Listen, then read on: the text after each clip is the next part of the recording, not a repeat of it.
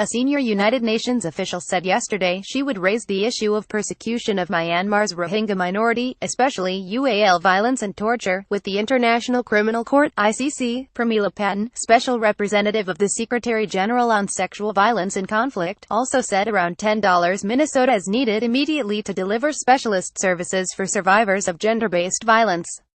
Patten was speaking in the Bangladeshi capital after a three-day visit to the Cox's Bazar region, near the border with Myanmar. There she met women and girls who are among hundreds of thousands of Rohingya that have sought refuge in Bangladesh following a crackdown by Myanmar's military on the predominantly Muslim minority.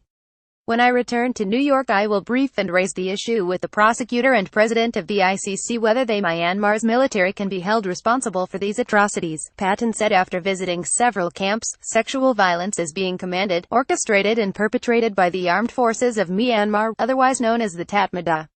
Rape is an act and a weapon of genocide. She said she would brief the UN Secretary-General on the situation in Cox's Bazar and that her office's annual report to be presented to the Security Council in March would include a dedicated section on Myanmar. Patten said brutal acts of UAL violence had occurred in the context of collective persecution that included the killing of adults and children, torture, mutilation and the burning and looting of villages. The widespread threat and use of UAL violence was a driver and push factor for forced displacement on a massive scale, and a calculated tool of terror aimed at the extermination and removal of the Rohingya as a group, she said.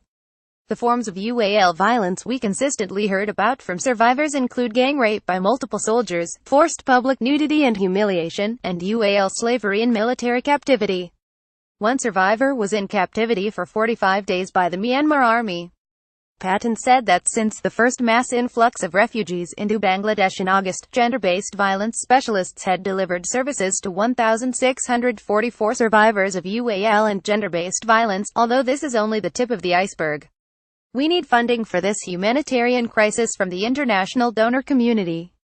The burden is too heavy to be borne by the government of Bangladesh alone, she added, calling for about $10 Minnesota of international funding. Patten said she had been denied access to Myanmar itself.